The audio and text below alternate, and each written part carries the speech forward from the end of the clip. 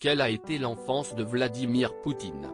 Vladimir Poutine est né le 7 octobre 1952 à Leningrad de l'union de Vladimir Spiridonovitch Poutine et Maria Ivanovna Poutina, un couple d'ouvriers dont les deux premiers fils, Viktor et Oleg Poutine, sont morts en bas âge dans les années 1930. Dès sa plus tendre enfance, le jeune Vladimir se démarque par son caractère bien trempé. Sanguin, il passe le plus clair de son temps à chercher la bagarre. Si jamais quelqu'un l'insultait de quelque manière que ce soit, Volodya sautait immédiatement sur le gars, le griffait, le mordait, lui déchirait les cheveux arrachés, faire n'importe quoi pour que personne ne l'humilie de quelque manière que ce soit, confie un proche ami du président russe dans le livre L'homme sans visage, l'ascension improbable de Vladimir Poutine, de Masha Gessen. Pour le canaliser, ses parents l'inscrivent dès 11 ans à lutte russe, le sambo et le judo, des disciplines dans lesquelles il s'est rapidement illustré. Après une première tentative à l'âge de 16 ans, Vladimir Poutine intègre le KGB, Comité pour la sécurité de l'État, dans les années 1980. Il est d'abord affecté au service territorial décentralisé, devient officier opérationnel dans le service du contre-espionnage local puis obtient le grade de commandant. À l'Institut Andropov de Moscou, il suit une formation pour devenir espion et est envoyé en mission en Ardieï, République démocratique allemande, comme recruteur. Selon d'anciens agents secrets ayant officié avec lui, la réputation de Vladimir Poutine laissait à désirer à l'époque. Il était insignifiant.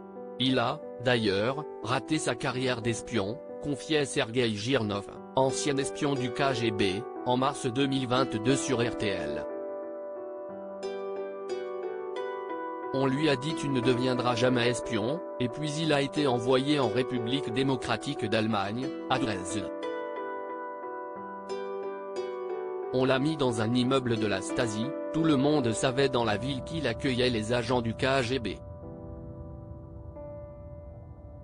Quelles études a fait Vladimir Poutine? Malgré ses difficultés scolaires, Vladimir Poutine est parvenu à s'inscrire à l'université de Leningrad et a obtenu un diplôme de droit en 1975.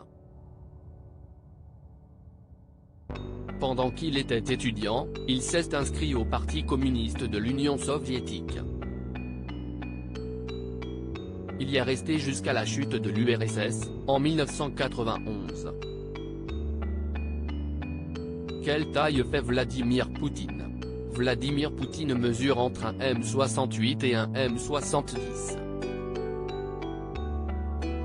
Qui était l'épouse de Vladimir Poutine?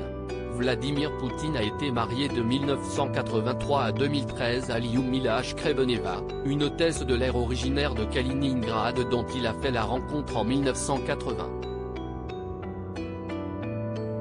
Le couple a eu deux filles, Maria Vorontsova, née en 1985, et Katerina Tikhonova, venue au monde en 1986. Leur divorce a été annoncé officiellement le 6 juin 2013. Qui est la vraie mère de Vladimir Poutine? Depuis plus de 20 ans, une femme géorgienne prénommée Vera Poutina prétend être la vraie mère de Vladimir Poutine. Aujourd'hui âgée de 95 ans, cette dernière affirme avoir eu, au début des années 1950, un enfant de ce nom.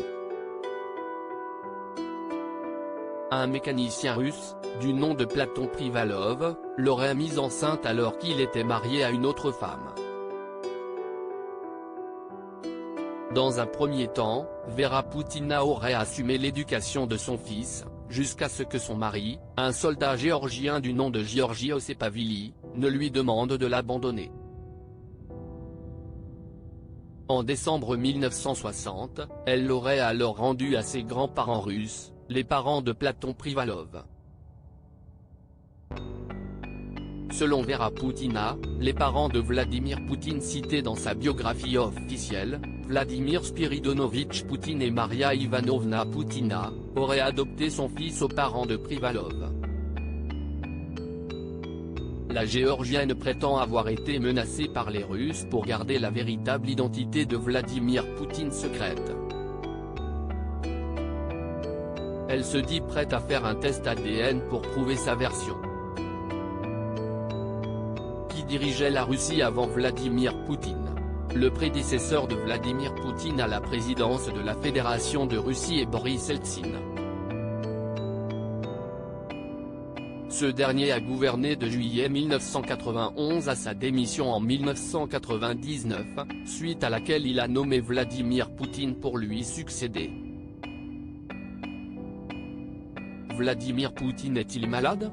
Depuis plusieurs années, on prête à Vladimir Poutine un certain nombre de très graves maladies. Certains le croient condamné par un cancer, tandis que d'autres le pensent en proie à un délire paranoïaque. La théorie la plus répandue est celle de la maladie de Parkinson. À plusieurs reprises, en effet, le président de la Fédération de Russie est apparu physiquement affaibli, victime de tremblements suspects laissant à penser qu'il souffrirait d'une pathologie neurodégénérative. La rumeur à propos d'une éventuelle maladie est crédible, confie le journaliste Bernard Lecomte, auteur des livres Les secrets du Kremlin, 2016, et KGB, la véritable histoire des services secrets soviétiques, 2020, au Parisien. Il est incontestable que Poutine a grossi. Il n'est plus celui d'il y a 10 ans, l'homme viril faisant du cheval, jouant au hockey. En avril dernier, les rumeurs sur l'état de santé du président russe se sont intensifiées lorsque Vladimir Poutine est apparu instable et tremblotant face à Alexandre Loukachenko, le président biélorusse. De plus, depuis la déclaration de guerre de la Russie à l'Ukraine, des spécialistes pensent déceler chez le président russe des signes de démence, un trouble neurocognitif qui pourrait justifier ses délires paranoïaques et ses prises de décision hâtives. Pour l'heure, néanmoins, le gouvernement russe affirme que Vladimir Poutine est en parfaite santé et ne souffre d'aucune des pathologies qui lui sont prêtées. À combien s'élève la fortune de Vladimir Poutine? Selon une enquête de l'OCRIPI, Organized Crime and Corruption Reporting Project, publiée en juin 2022, la fortune de Vladimir Poutine s'élèverait à plusieurs centaines de milliards d'euros. Un patrimoine en majorité dissimulé derrière des sociétés écrans, que le président russe prendrait soin de mettre au nom de ses proches et amis. Nous avons découvert 4,5 milliards d'euros de biens que l'on peut relier à Poutine. Des jets privés, des villas de luxe et du cash, tous aux mains de ses proches, d'oligarques, d'actionnaires de la Banque Rosia, surnommée la Banque de Poutine, et même d'employés de la Banque Rosia, explique Ilya Lozovski, auteur de l'enquête, à Radio Classique. En tout, 86 sociétés écrans ont été identifiées par l'OCRIPI, mais il pourrait y en avoir plus encore. On parle de 4,5 milliards d'euros d'avoirs, mais selon moi, Poutine pèserait 50 fois plus.